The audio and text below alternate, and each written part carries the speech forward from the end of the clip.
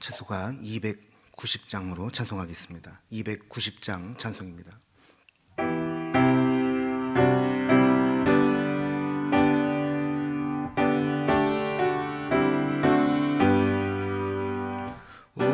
우리는 주님을 늘 배반하나 내 주 예수 여전히 날 붙드사 그 참되신 사랑을 베푸시나니 내 형제여 주님을 곧 따르라.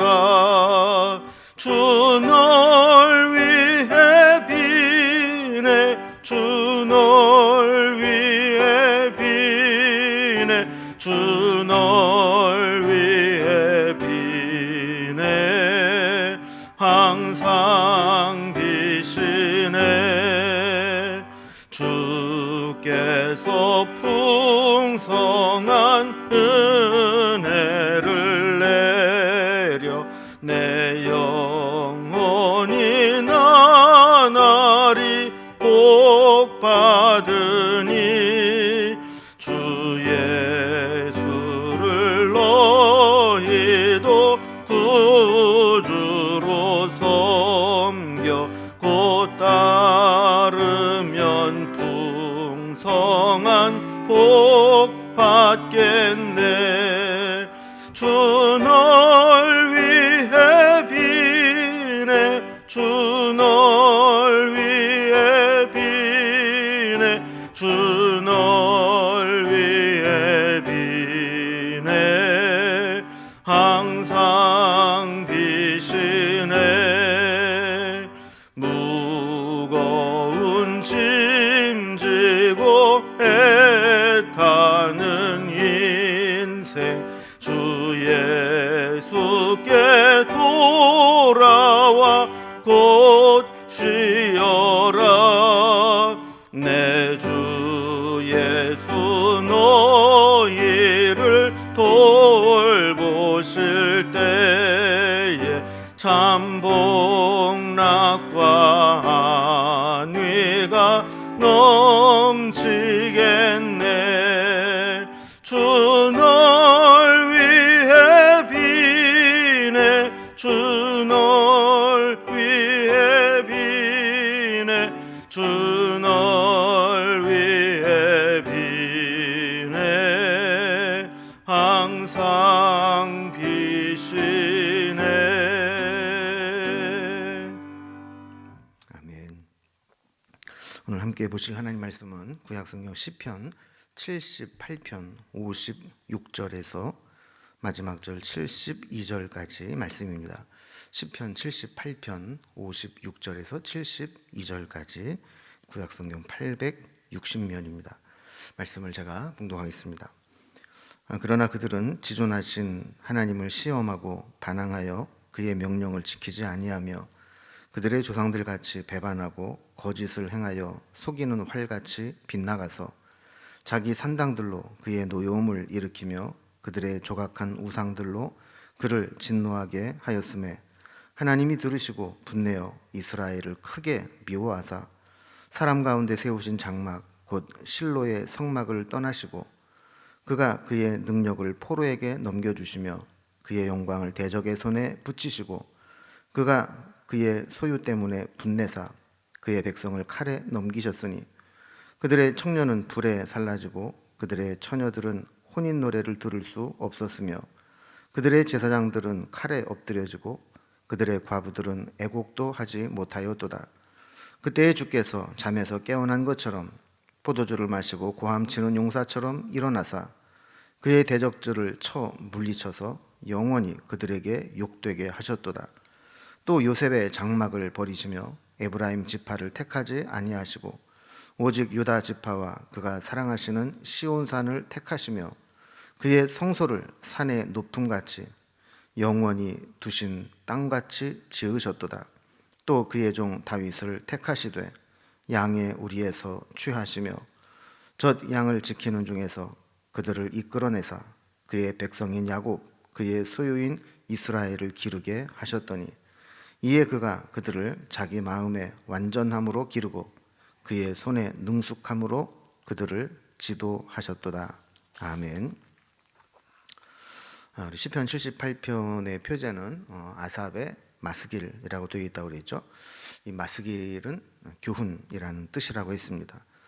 특히 어떤 좋은 모범을 통해서 배우는 교훈이 아니라 자신이나 자신의 그 조상들의 잘못된 지나간 치부를 들추어내면서 그것을 교훈 삼아서 그들의 잘못을 끊어버리도록 하는 그런 내용으로 되어 있습니다. 오늘 말씀에서는 그 크신 은혜를 입고도 또다시 하나님을 반복적으로 배반한 이 조상들의 죄를 고발하면서 그럼에도 불구하고 여전히 목자가 되셔서 그들을 인도하시는 하나님에 대한 고백으로 되어 있습니다. 우리도 조상들이 행한 그런 실수를 반복하지 않도록 하려면 지나간 과거의 역사를 통해서 교훈을 얻어야 합니다. 이제 오늘 본문의 내용을 분류를 해보면 먼저 56절에서 58절까지는 하나님의 은혜를 입고도 또다시 하나님을 배반하는 이스라엘 조상들의 모습이 나옵니다. 그리고 59절에서 64절까지는 그런 은혜를 망각하고 배반한 이스라엘 백성들을 심판하시는 하나님이 나옵니다. 그리고 65절에서 마지막 절까지는 그럼에도 불구하고 다시 하나님이 이스라엘 백성들을 돌보시는 모습으로 기록되어 있습니다.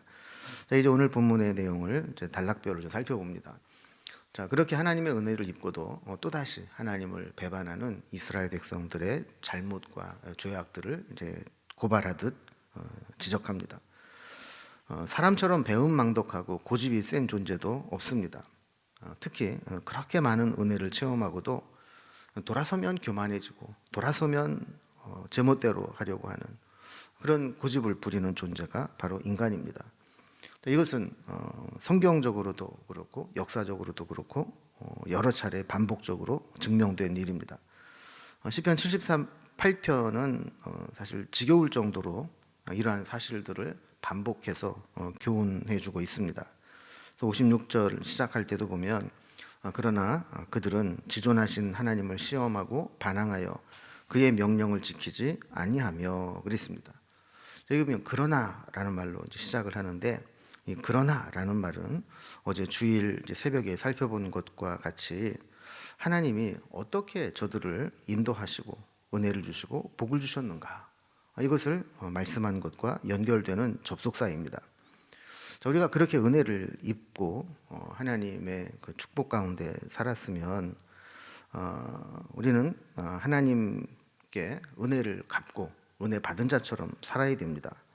그런데 조상들의 모습을 보니까 현실은 지존하신 하나님을 시험하고 반항하여 그의 명령을 지키지 않았다는 겁니다.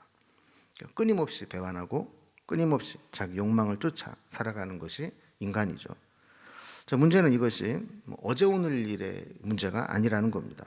그래서 57절과 58절을 보면 그들의 조상들 같이 배반하고 거짓을 행하며 속이는 활같이 빗나가서 자기 산당들로 그의 노여움을 일으키며 그들의 조각한 우상들로 그를 진노하게 하였음에 그랬습니다.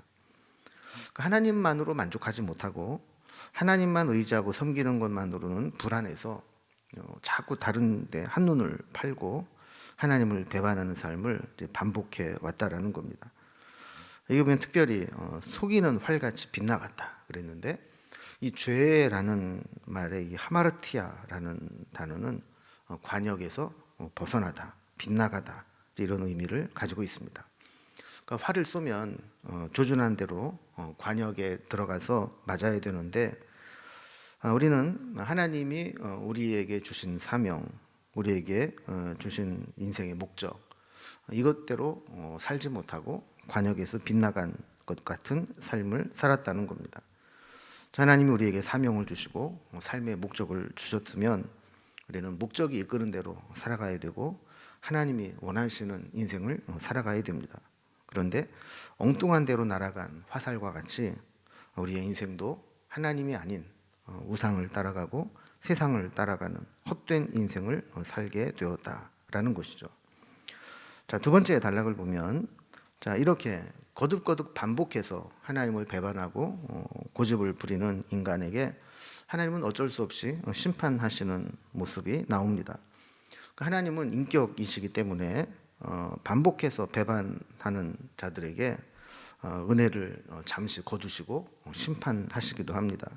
그래서 59절과 60절을 보면 하나님이 들으시고 분내어 이스라엘을 크게 미워하사 사람 가운데 세우신 장막 곧 실로의 성막을 떠나시고 그랬습니다. 자, 여기 보면 분내었다, 또 미워하셨다, 그리고 은혜 베푸시고 만나주셨던 장막에서 떠나셨다, 이런 말씀을 해요. 하나님은 언제나 은혜를 베푸시는 줄 알았는데 때로는 우리의 반복되는 잘못에 분을 내시기도 하고 미워하기도 하고 떠나기도 하셨다는 겁니다. 사실 이런 하나님의 분노, 하나님의 심판이 얼마나 무서운 결과를 가져오는지 이스라엘 백성들은 알지 못했습니다. 하나님의 심판 가운데 가장 큰 심판은 하나님의 부재이고 하나님의 단절입니다. 하나님께서 이렇게 심판하시는 이유는 하나님이 떠난 결과를 맛보면서 그들이 얼마나 잘못했는지, 무엇을 잘못했는지를 뼈저리게 깨닫고 하나님께로 돌아오기를 원하기 때문입니다. 이제 61절 이하에 보면 하나님께서 그렇게 미워하고 분노하고 떠나가신 그 결과 어떤 일들이 일어나는가를 구체적으로 설명합니다. 자, 먼저 61절에 보면 하나님이 이 포로로 삼게 하신 자에게 이스라엘 백성에게 주시고자 하는 능력을 넘겨주시고 또 하나님이 주셨던 영광을 대적들의 손에 붙여주시겠다, 이렇게 말씀합니다. 또한 실로에 있던 성소가 있던 실로는 파괴될 것이고 법궤는 이방인들 블레셋에게 빼앗겨 버리게 됩니다. 62절에 보면 주의 백성들에게 주시려고 했던 주의 소유의 분노를 쏟으셔서 그것을 못 쓰게 만들고 그의 백성들을 대적의 칼에 넘기셨다, 이렇게 말씀합니다. 그러니까 우리 손자를 기워하면 할아버지 상투를 끄드른다고 하는 것과 마찬가지로 하나님이 늘 은혜를 베푸시고 복을 주시니까 하나님을 우습게 알고 언제든지 하나님과 약속한 것을 깨버리고 하나님을 배반하는 일들이 있었던 거예요. 그러니까 하나님께서 그동안 내가 사랑으로 대한 것, 그동안 내가 긍휼을 베푼 것, 그동안 내가 한없는 은혜를 베푼 것, 이게 참 저들에게 진짜 복이 아니었구나, 이렇게 한탄을 하게 되었다는 것이죠. 그래서 63절에 있는 말씀과 같이 하나님이 분노하시고 나니까 이제 청년들이 제일 많이 희생이 됩니다. 청년들을 보지 못하게 되고 청년들은 불살라지고 처녀들은 포로로 끌려가서 결혼하는 자가 없게 되는 것이죠. 64절에 보면 제사장도 예외가 아닙니다. 제사장이 칼에 엎드려 죽게 되온다. 그리고 과부들은 애국한다, 그랬습니다. 자, 만약에 여기까지 해서 이렇게 끝나면 비극이죠. 하나님께서 하나님의 백성들을 심판하시고 그냥 이렇게 끝나버리는 것으로 비극으로 끝나게 됩니다.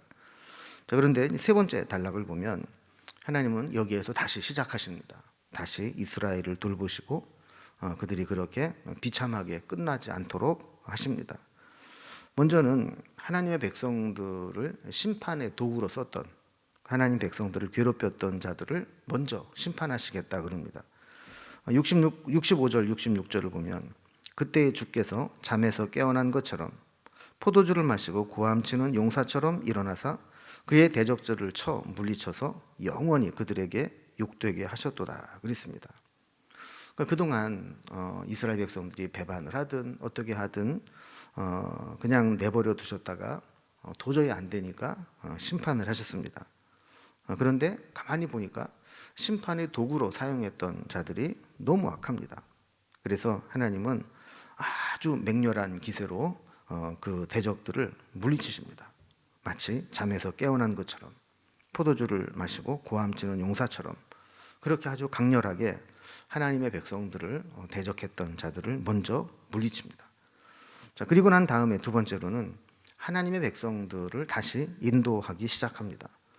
67절과 68절을 보면 또 요셉의 장막을 버리시며 에브라임 지파를 택하지 아니하시고 오직 유다 지파와 그가 사랑하시는 시온산을 택하시며 그랬습니다. 자, 요셉의 장막을 버렸다. 그리고 에브라임 지파를 택하지 않았다. 그리고 반대로 택하신 것은 유다 지파를 택하셨고 하나님이 사랑하시는 시온산을 택하셨다. 그럽니다. 이 말은 무슨 의미냐면 하나님은 아주 크고 강한 지파나 가문을 택하지 않으시고 가장 미약하고 연약한 지파인 유다 지파를 택하셨다는 겁니다. 또 외모로 볼 때 아주 탁월하고 뛰어난 사람을 선택한 것이 아니라 아버지마저도 마음에 두고 있지 않았던 다윗 같은 사람을 택하십니다. 그리고 실로의 성막을 대신할 시온산을 택하시게 되죠. 그래서 69절과 같이 산이 높음 같이 성소를 높고 귀하게 세우시고 영원히 두신 땅과 같이 지키신다. 이렇게 말씀을 하는 겁니다. 자, 이렇게 장소를 택하신 후에 하나님은 사람을 택하십니다. 70절과 71절을 보면 또 그의 종 다윗을 택하시되 양의 우리에서 취하시며 젖 양을 지키는 중에서 그들을 이끌어내사 그의 백성인 야곱 그의 소유인 이스라엘을 기르게 하셨더니 그랬습니다. 자, 원래 다윗이 왕이 되기 전에 그의 직업은 목자였었죠. 하나님은 다윗과 같은 목자를 세우셔서 마치 목자가 양을 푸른 초장과 쉴만한 물가로 인도하듯이 이스라엘 백성들, 하나님 백성들을 인도하시고 기르게 하시겠다라고 말씀합니다. 사실 하나님이 우리에게 주시는 은혜, 축복 가운데 가장 중요한 것 중에 하나는 좋은 지도자를 세워주시는 겁니다. 여러분, 아무리 좋은 자원이 있고 조건들이 잘 갖추어져 있어도 그것을 이끌어가는 지도자가 능력이 없거나 자질에 이상이 있으면 아무리 좋은 것을 가지고 있어도 활용 한번 해보지 못하고 그 좋은 것들을 다 날려버리고 맙니다. 그러나 능력이 있고 하나님이 주신 지혜와 능력을 갖추고 있는 사람은 지도자가 되면 설령 갖춰진 것이 없고 또 상황이 힘든 위기 상황이라 할지라도 반드시 그것을 극복해내고 또 하나님의 은혜와 복을 회복하게 만드는 것이죠. 그래서 72절에 보면 이에 그가 그들을 자기 마음의 완전함으로 기르고 그의 손의 능숙함으로 그들을 지도하였도다 그랬습니다. 그러니까 하나님이 세우신 자, 하나님이 목자와 같이 세우신 지도자는 하나님이 맡기신 백성들을 완전함으로 기르고 능숙함으로 그들을 인도한다라는 겁니다. 여러분, 이제 대선이 얼마 남지 않았습니다. 우리나라에도 어떤 사람이 대통령이 되느냐 참 중요합니다. 지금 국내외적으로 어렵고 혼란스러운 일들이 많이 있는데 누가 이 위기를 타개하고 다시 더 크게 도약하게 만들 수 있을 것이냐 하는 것이 지도자에 달려 있기도 한 거죠. 여러분, 교회도 마찬가지입니다. 교회도 아무리 크고 사람들이 많이 모이고 좋은 소문이 나 있던 교회라 할지라도 지도자가 잘못 들어가서 풍비박산을 일으키면 그 교회가 흩어지는 것은 한순간입니다.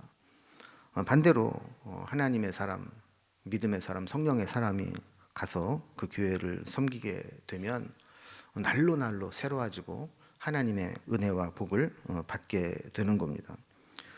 우리는 겉으로 드러난 모습만 가지고는 그 사람이 어떤 사람인지 모릅니다. 그래서 하나님께 구해야 되고 하나님이 원하시는 사람을 세우도록 기도해야 되는 것이죠. 이렇게 시편 78편은 오늘 본 말씀까지 72절에 걸쳐서 긴 내용을 담고 있는데 우리의 역사 속에서 하나님의 은혜와 인간의 배반 그리고 다시 회복시켜서 인도하시는 하나님의 은혜가 계속 사이클처럼 반복되는 것을 보게 됩니다. 우리가 흔히 그런 이야기를 합니다.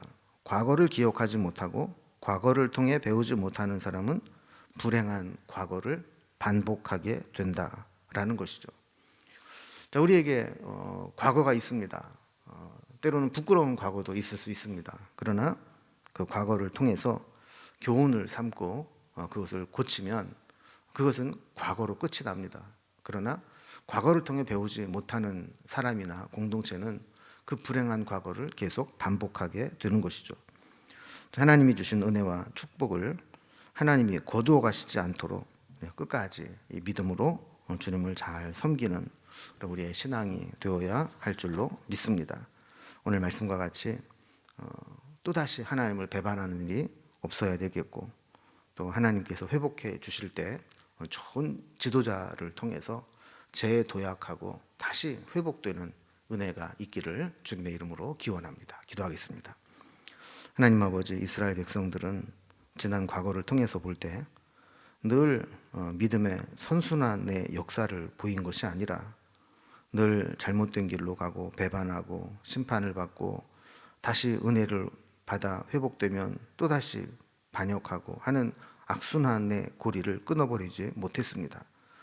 이 역사를 통해서 우리에게도 교훈이 있게 하여 주시옵소서. 지금 현재만 바라보는 것이 아니라 과거를 통해 지혜를 얻을 수 있는 통찰력을 허락해 주시고, 또 현재의 선택이 미래를 열어가는 소중한 선택이 될 수 있도록 인도해 주옵소서. 우리 가정에도 교회에도 나라에도 좋은 지도자가 필요합니다. 우리에게 좋은 지도자를 세워주시고 하나님의 뜻을 대리해서 실천할 수 있는 믿음의 지도자가 세워져서 그 인도함을 따라 하나님이 주신 은혜와 복을 누리며 살아가는 저희들이 되게 하여 주옵소서. 오늘도 우리에게 새날을 허락해 주시고 한 주간을 시작하게 하여 주셨사오니 오늘도 해가 맞도록 우리의 언행심사를 지켜주시고 우리의 행하는 모든 일들을 하나님 은혜 가운데 인도하여 주옵소서. 주님께 오늘 하루를 온전히 부탁드리며 예수님의 이름으로 기도드리옵나이다. 아멘. 각자의 기도 제목들로 자유롭게 기도하시겠습니다.